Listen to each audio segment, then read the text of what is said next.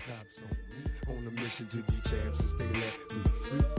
Prepare for combat, my adversaries crumble. Face it, I got a reputation for damage. Busters get ready to rumble. They lock me in a cell, have me trapped in a living hell. Though not guilty, I'm still in jail. Brother, I serve my time like a soldier. Maintain composure.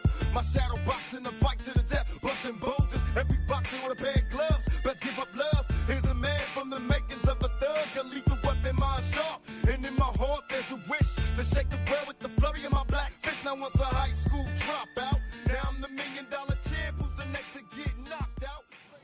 What's going on, everybody? Another episode of Cheap Seats Box Show. Angelo here doing it solo this week. This is my turn to do it solo. I'm going to take some pressure off of JP. He's got some stuff he's dealing with. He may or may not do a show this week, but I got to get it in. This is my one chance, man. I got some real serious shit I got to deal with, man. The Astros are in, baby. So that's taking up a lot of my time. And with the lull in boxing right now, it's okay. It all fit in just perfect. Hey, first things first, follow us on Twitter, at Cheap Seats Box. iTunes, rate, review. You will be the next unofficial sponsor, like this episode. Eric Garcia out in Hollywood, California. What's up, baby? You are the unofficial sponsor of this episode. That's all it takes. It takes a few seconds to go out there, give us the 5 stars, because let's be honest, this is the best show going. And then we shout you out. We give you an episode. We call you our unofficial sponsor. Why? Because you ain't paid nothing, so you can't be official unless you want to give me some money. That's just how things go. Eric Garcia, man, we really appreciate you doing that. Be like him. Take the time out. He says he likes it because we tell it how it is. Lucky for you, I'm going to give you that up the back end of this because I still got some opinions on the previous week's happenings. I won't get into the fights as much because JP took care of that. But I got some opinions that I got to share. Email us, cheapseatsboxing@gmail.com. Questions, comments, anything like that. You know how it is, man. We always respond to everybody. So welcome to all the listeners, including the always aforementioned Zoom listener. He's still out there. Hold on one sec. I just shut out a whole bunch of noise for you guys. That's all it was. As usual, outside. I'm at the park. Because this is how I do it, man. I need some quiet. I ain't got no fucking studio. So this is how we got to do it. Hey, this weekend, had some action overseas in the UK. Ryan Burnett, unanimous decision over Zanat Zakianov. It was so much easier. It's easy. The guy who beat Rashi Warren for his title. Ryan Burnett brings in his title, unification, WBA, IBF. A really fun fight, kind of toe-to-toe. You could see the separation about round 6. Burnett was, in the time when they weren't like literally head-to-head, chest-to-chest, he was controlling a little bit more distance, being a little bit more clean with the shots, landing the more effective shots. So he unifies at 118. Here's Ryan Burnett's biggest problem. He's 3 pounds too heavy and 4 pounds too light. To where 118 right now, as of right now, 118, the bantamweight division is kind of a dead division. There's just no way around it. There's zero intrigue in this. This can change. Like a year ago, 115 was not that much talked about. You knew about the monster, but it really wasn't talked about that much. Chocolatito goes to 115, fights Rungvisai. Juan Francisco Estrada goes up to 115. The emergence of Carlos Cuadras at 115, and after his fight with Chocolatito, and now 115 is a more glamorous division, where it was the flyweight division the 2 previous years before that. So 118 could be getting that. Can he stick around at 118 long enough for the influx of the guys like Cuadras, Rungvisai, the monster? Even possibly a guy like Chocolatito making one last stand to say he wanted, to try to get a title in a 5th weight division. So if he holds on, he could have some big fights. 122 maybe a step too far. 126 probably definitely is for Ryan Burnett. but he's a young guy, so he can stay at that weight for a little bit to hopefully wait for other people to come up. Because a guy like Inui, who is what 23, 24 himself. He's on his way up. He's already moved from 108 to 115, so 118 is pretty close. So if he can hold off there, he could have some money fights coming up. Other than that, he may have to go up to 122 to try to get some there, because 118, that's like I said, is it's kind of a dead division. It's a unification bout that was, I guess, it led the HBO broadcast. Not really a fight you expect to be on HBO, but it was a fun fight. It was a good fight, So we'll see what's next for Burnett. I mean, like I said, it's 118. What's he going to do? I don't know. How about the WBSS, right? The World Boxing Super Series, the quarterfinals of, I guess this was this the last quarterfinal of the Cruiserweight tournament, as Murat Gassiev KOs, third round, Christoph Wlodarczyk. Gassiev is definitely the number 2 guy. The one thing you like about Gassiev, he uses the jab. He paused the jab. He actually throws 2 or 3 different kinds of jabs, which is good, because it keeps his opponents off balance. He can go to the body, he can go to the head, he can go hook and then body shot. And you could see him just setting up Wlodarczyk. I think it was about the end of round 2, you could kind of see Gassiev decide, okay, well, Wlodarczyk has nothing for me, so I'm just going to go ahead and just start going in for the kill. Gassiev, another guy, 23 years old. He's only getting better. And he's going to face Junior Dorticos in the semifinals, which people are really looking forward to. And I've heard a lot of people actually think Dorticos is going to take him.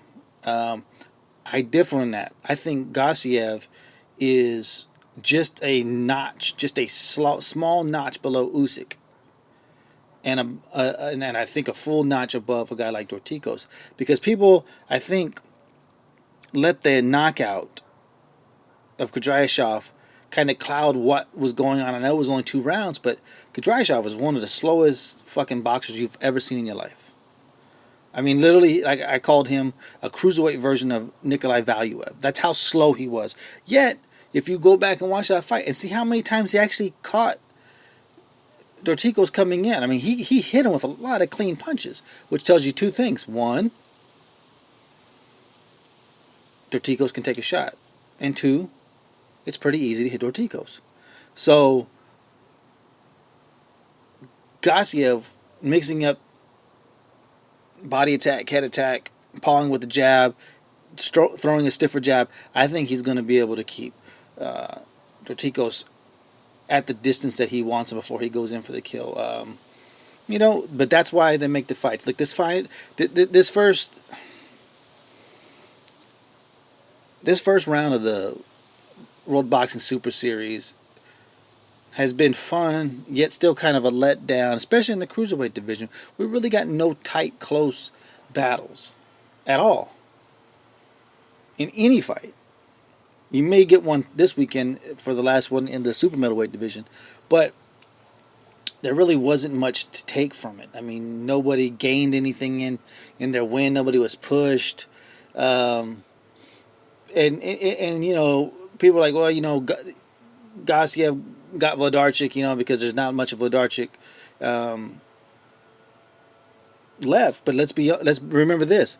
Gassiev did not pick Wlodarczyk. Wlodarczyk was his mandatory. The only way that he wasn't going to fight him was if Usyk picked him for the first fight, which he didn't. So actually, Gassiev, even though he was the number 2 seed, actually did not get to pick his opponent because this was his mandatory. So he got that out of the way. So that's good. I'm a Gassiev fan ever since the decapitation of Jordan Schimmel on PBC last year. You only want to see more and more from him. Tough camp. He's in there with Abel Sanchez and Triple G. So, like they're saying, it kind of goes into the I'm blanking now. The Derek James school where you got Spence and you got Jermell Charlo and you got the guy coming up this weekend, Rob Brandt there. Shit starts to snowball in these camps. You start to get you get better because of who you surround yourself with, and you can see that Gassiev keeps on getting better and better. Remember, he's 23 years old, and at the cruiserweight division, that's pretty young. These cruiserweights, a lot of them don't get really good until they're 30. So he's got a long ways to go. I don't think he's big enough for a heavyweight, but hopefully he can. He's even if he wasn't to get past Usyk, I would still like to see him going forward in the cruiserweight division because he, especially a guy like Usyk, who I think is not long for the cruiserweight division, could actually have a very long run as the top guy. He could kind of supplant the void that is left by Marco Huck as the guy who was like the guy at cruiserweight for a while. So I think that's a really good matchup. I think in January. Now the semifinals, that's going to be a good matchup. Marius Briedis versus Alexander Usyk.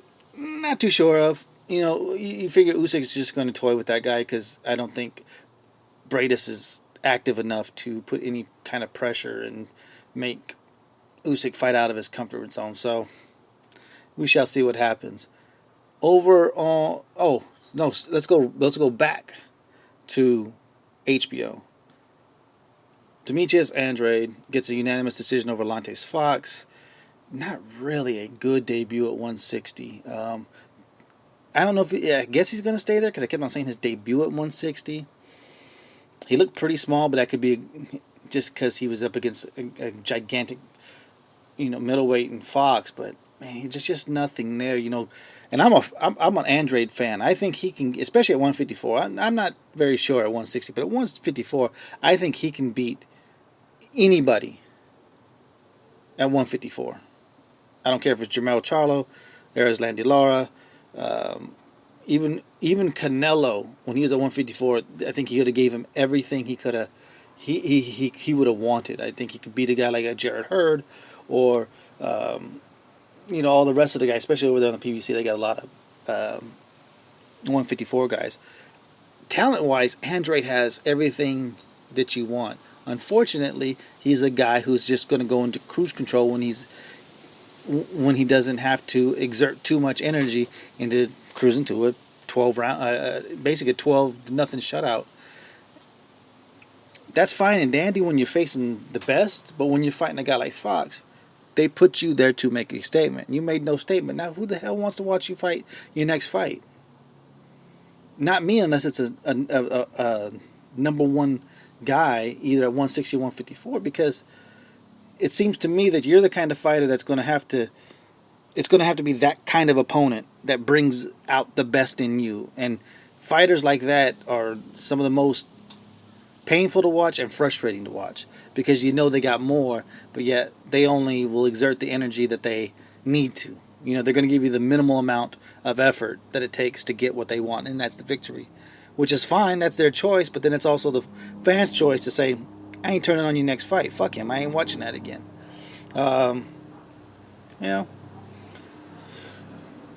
Speaking of fuck him, how about Jezreel Corrales? In a fight that was such instant karma. Damn, that plane, it sounds like it's right over me. This was the biggest case of instant karma for Jezreel Corrales. He loses his title on the scales, right? He just won that title last year. Had a tough fight on HBO, his last fight. Facing a flawed but powerful young fighter, Alberto Machado. Machado, hey, to his credit, made the limit. It looked early though, like Corrales was the awkwardness, the in and out movement was going to be a little too much for Machado. He would catch Corrales here and there, but it just seemed like as the fight went on, it was just like, he would get Machado, he would hurt him, he dropped him in the fifth, and it looked like it was just a matter of time until the next round. And in the sixth round, Machado catches Corrales coming in, knocks him down. Didn't get called a knockdown. Should have been called a knockdown. But then they go back and forth. Good sixth round. Seventh round, same thing. He drops him again. In a round that he probably ended up losing because he was hurt himself. But if he got credit for that, those 2 knockdowns, he's probably winning on the cards, even though I know at the end he was losing before the stoppage. And then in the 8th round, he catches Corrales coming in one more time. Corrales makes so many mistakes, and a guy like Machado made him pay for it. When you have that kind of power, and yes, it wasn't the most exciting, exhilarating fight, but the end, because you thought it was going one way, and did a complete 180, was, I think, the capper to the night, which kind of salvaged the night on HBO. And nobody was more bored than Max Kellerman. Even listening to him talk through the whole thing, yes, Jim, I agree. He had nothing there. I guess because he couldn't compare anybody to Henry Armstrong or to fucking Roy Jones or whatever Max likes to do. He couldn't do all that. There was nothing there for him. But Machado drops Corrales. Corrales looks to get up at 9, still a little wobbly, and then they wave the fight off before they give him a chance to continue. Corrales can complain all he wants. To me, it was sweet justice and instant karma for him. Because guess what? You fucked over the people who paid to watch a title fight. Were you defending your title, where it still was a title fight halfway. And then they kind of maybe cheated you out of the chance to finish. But you know what? I don't feel bad for you. You'd already lost your title. I say, all's fair. If that's how you're going to treat the sport, trust me, this sport will treat you the same. Machado going forward at 130. He's fun. He's flawed. He's the kind of fighter that you would definitely want to see again, only because you know he could get knocked out or knock out anybody in any fight. So we'll see what they do. Will they do a rematch? I don't know. I don't know if they're going to waste their time on Corrales after missing weight. I really don't know. Also, Ryota Murata got a unanimous decision over Hassan Mdam to win another fucking version of the WBA title in middleweight division, which I thought they were getting rid of, but they keep on adding them. I don't get it. I mean, this fight was mandated by the WBA after Ndam got the win the first time, when it looked like Murata won at least 9 rounds. This time I think he won 10, 11 rounds at least. It's more of the same. Murata is a nice fighter. He got a regular title. That's probably the extent of where Murata would go from here. You put him up against any of the top middleweights, he loses. Let's just be honest. There's really not much to say unless you want to go back on the ESPN app. Check that out. Also on the ESPN app, I guess Glenn Tapia got knocked out by Gabe Rosado. Really didn't want to watch that fight because all you've seen from Tapia is this guy shouldn't be in the ring. And it's kind of sad that, let's be honest, there's Golden Boy on HBO, on ESPN has really only replaced Friday Night Fights. There's really no difference between Friday Night Fights and what Golden Boy is doing. And that's fine. I know that this wasn't supposed to be the upper tier, but these fights don't feel big. They don't get you excited about it. And in a way, it kind of makes me still miss Friday Night Fights, because you would see some of the smaller promoters working them and getting their fighters on, and I would like to see maybe some more of that work out. Trust me, it's pretty soon I will have a definite opinion on the top ranked version of the ESPN cards. Like I was saying, Rob Brandt from Derek James's camp up there in Dallas, facing Jurgen Brammer in the last first round match on the super middleweight division of the World Boxing Super Series. I don't know what to say about this fight other than it really is just a catchweight fight. Brandt coming up from 160, Brammer, the older guy, going down from 175. I guess if I had to choose, I would say advantage Brammer because it's in Germany. So Brandt's going to have to do a fucking hell of a job on Brammer to get the decision. Logically, you're going to go with the younger guy moving up 8 pounds rather than the guy who's a little bit older going down 7 pounds, who's pretty much fought, I don't even know how long, the last, 18 years at 175. Going down in weight has never been a recipe for success. Give me Brandt. I guess minor upset. I really don't care. I really gotta be honest. I really don't. That fight doesn't intrigue me. Most of this super middleweight versions of the World Boxing Super Series just hasn't. Word is the secret. The I guess the best unkept secret is that they're looking to do heavyweight next year in the World Boxing Super Series. Maybe they could get a Joshua and a Wilder into there. If they do, it's a great tournament. If they don't get either one of those tournaments, it's just like Boxino on ESPN. There's really no difference. Hey, Anthony Joshua in the UK is facing last-minute replacement Carlos Takam. What is there to say? Hopefully Takam's in shape. He had 2 weeks' notice. I know there was a lot of talk. Joshua didn't get as much heat as Wilder did when the opponent switched. When his went to Bermane Stavern from Luis Ortiz, where Carlos Takam got slipped in from Kubrat Pulev. Reason being, 2 weeks, harder to get a great replacement. But let's be honest, in a fight between Carlos Takam and Kubrat Pulev, who wins? That's why this isn't that big of a deal, because you had to think about it. I know you were out there thinking about it. Even if you answered, you had to fucking think about it for a second. And if you answered right away, you weren't too sure of it. You were just kind of sure. If I was to ask you who wins between Bermane Stavern and Luis Ortiz, everybody without hesitation says Luis Ortiz wins. That's why he got cracked a little bit more. So be it. Is it fair? Nah, life ain't fair, so fuck it. Kalyafai against Sho Ishida is on the undercard. Kalyafai, the newly crowned, I don't even know which belt he has at 115 on the BBO. Who is, there's rumors out there that he could be facing Chocolatito next year on a Superfly 2, but that's just rumor. You never know what the hell's going on. A lot of shit gets thrown around. So want to continue to see the building of the young of a potential young good fighter, maybe a young star over there in the UK in Kalyafai. Anytime your name is linked to Chocolatito, you have the chance to be bumped up to a bigger draw. Now let's get back. I missed last week. We know Jermell Charlo got the first round knockout over Erickson Lubin. All this stuff comes out. People start throwing out the suspicions, and it's not as much of a question as it's almost like a out and out saying, I think that this guy's probably on something.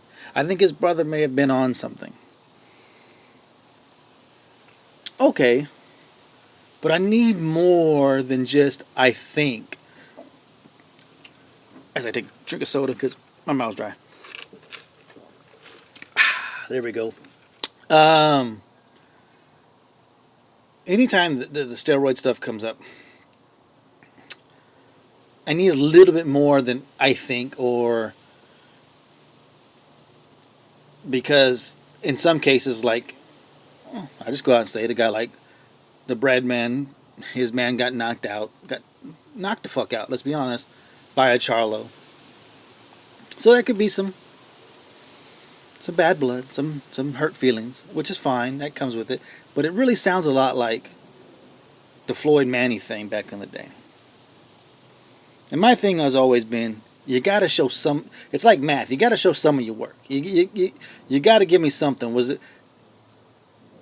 How about some acne on the back? Was there a lot of acne? No. Well, they look a little too muscular, and then the roid rate. They get pissed off after fights. I'll dive into that. We're out here in Houston, just outside of Houston. We're in Katy, to be completely honest, which is just a western suburb of Houston. How close? I could drive 3 minutes from my house and I'd be on the edge of Houston. That's kind of how close it is on some parts. One of the guys I work with went to high school with the Charlo brothers. We talked about their attitude, because they seem to have a little bit of attitude. And he tells me, no, these guys have always been like that. That's how they were in school. Especially Jermell was a little bit more hot-headed than Jamal. Jamal was more quiet, laid back, but they both had that edge to them. Look, they're twins. They're going to have a lot of fucking similarities. Another friend of mine, really, really good friends with Ronnie Shields. How good? He can call him up, go to a fight in Vegas, get the pass, go back there with all the fighters. His mom would host Sweet Pea Whitaker when he would come down to San Antonio. That's how close in they are. Said the same thing when he went down to the gym at Plex here in Houston. Was talking to Ronnie. This is my man from back in the day. This and that.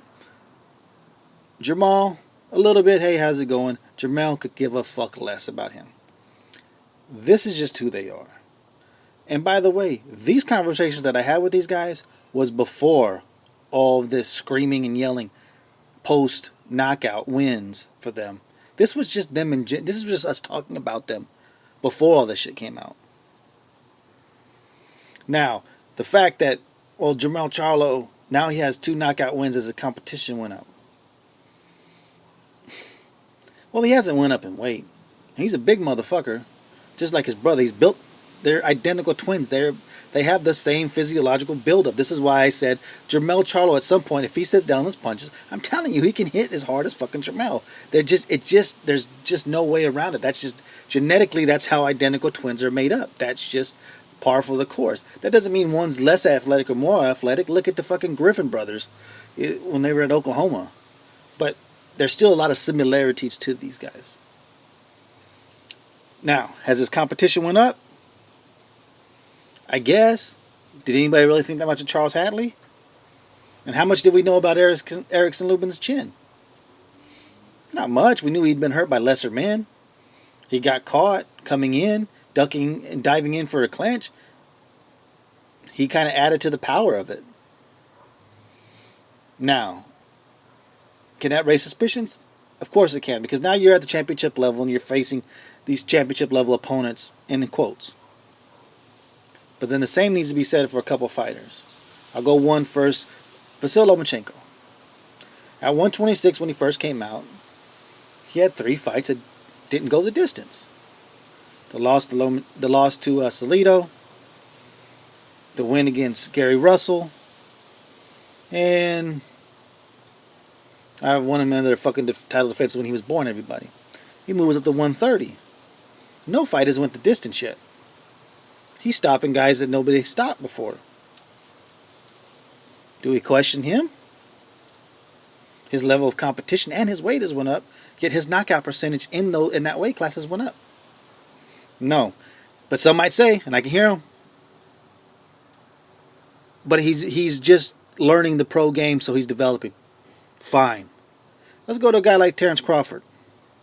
Terence Crawford, his last 6 fights, at 135, when he was obviously the bigger man by far against guys like Ricky Burns and Ray Beltran and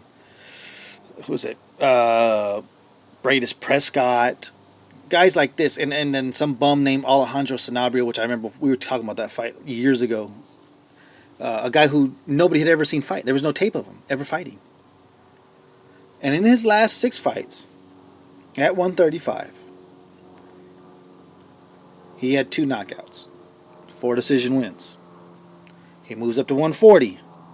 He has faced the best at 140 in Nicholas Walters and Victor Postal. He's fought Thierry Jean. He's fought the same level, at least the same level of competition, at a higher weight class. And in his last 6 fights, he only has 2 decisions and 4 stoppages. His knockout percentage is higher in his last 6 fights at a top level at 140 than they were at 135. Do we question?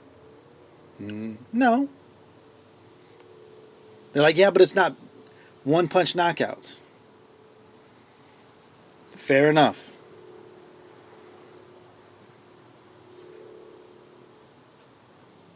Do you think that those shots were lucky haymakers that Jermell Charlo landed on both? Hatley, which took him like 5 or 6 rounds to actually get to that shot, and Lubin just caught him coming in early. No. Those were just him being a smart fighter, seeing the opening and catching guys as they come in, doubling up the power of the shot. See, a lot of times people make these accusations when they don't like certain fighters. Well, I don't like him, so fuck him. I think he could be cheating. Maybe, but we have to be fair. It's like the Floyd and Manny thing. We had to be fair. Yeah, could there be some things that you say, well, I don't like in Manny's past? Sure. But then you don't have to add myths to it. All these knockouts that Manny had at 147. He didn't. Manny Pacquiao at 147, at the limit of 147 and higher, had one knockout. That's it. Just one. A stoppage of a very much weight-drained old Oscar De La Hoya. That's it. At 150, he fought Margarito. Didn't get the stoppage. He stopped Cotto, but that was at 145. That's it. No knockouts. A lot of knockdowns. No knockouts.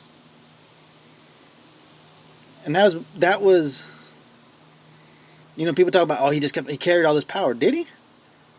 He only really had one punch knockout at any higher weight, and that was against Ricky Hatton. But because these things get said, people start to believe it, so we have to be a little bit more careful with it. It's like I can have my back in the day, I could have my suspicions about Floyd, but I needed something more than it just seems like. Seems like a guy who's pushing 40 is in better shape than when he was 30.